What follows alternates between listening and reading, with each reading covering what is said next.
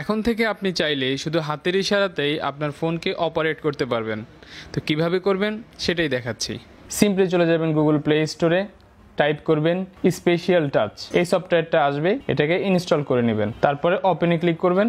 তারপরে এখানে কিছু পারমিশন চাচ্ছে, যেন পারমিশনগুলো দিয়ে দিবেন। আরও কিছু পারমিশন দিতে হবে, এই পারমিশনগুলো আপনাকে দিতে হবে। প্রথমে এখানে টিক চিহ্ন দেন, তারপরে এগ্রিতে ক্লিক করেন, আবারও সেকেন্ড টাইম টিক চিহ্ন দেন, তারপরে ওকেতে ক্লিক করেন।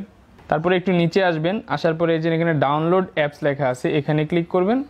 তারপরে এখানে এই যে স্পেশাল টাচ, এটা অফ আছে, এটাকে জাস্ট অন করে দিবেন। তারপরে অ্যালাউতে ক্লিক করুন। তারপরে আবারও এখানে যে শর্টকাট দেখাচ্ছে সেটাকে অন হয়ে যাবে, এটা অটোমেটিক। দেন সেটা নেক্সটে ক্লিক করুন। এরপরে এখন আপনাকে কিন্তু কিছু বেসিক পোজ দেখাচ্ছে, এই বেসিক পোজগুলো আপনাকে নিজে নিজে দিতে হবে। এরপরে যে পোজটা দেখাচ্ছে, এই পোজটা তার মতো করে আপনাকে করতে হবে কয়েকবার। দেন এর মাধ্যমে আপনি কিন্তু আপনার অ্যাপসটাকে কন্ট্রোল করতে পারবেন। প্রথমে 1 আঙ্গুল, তারপরে 2 আঙ্গুল, ইত্যাদি ইত্যাদি। দেন ওকে, এখানে ওয়েল ডান লেখা আসলো। তারপরে আমরা এখান থেকে বের হয়ে যাব। ফাইনালি এখানে আপনাকে এনাবেল স্পেশাল টাচটাকে অন করে দিতে হবে।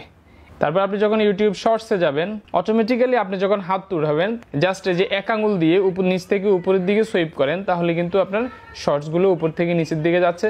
আবার 2 আঙ্গুল দিয়ে যদি উপর থেকে নিচের দিকে সুইপ করেন, তাহলে শর্টসগুলো উপর থেকে নিচের দিকে আসতেছে। তো এইভাবে আপনি কিন্তু খুব সহজে হাতের ইশারায়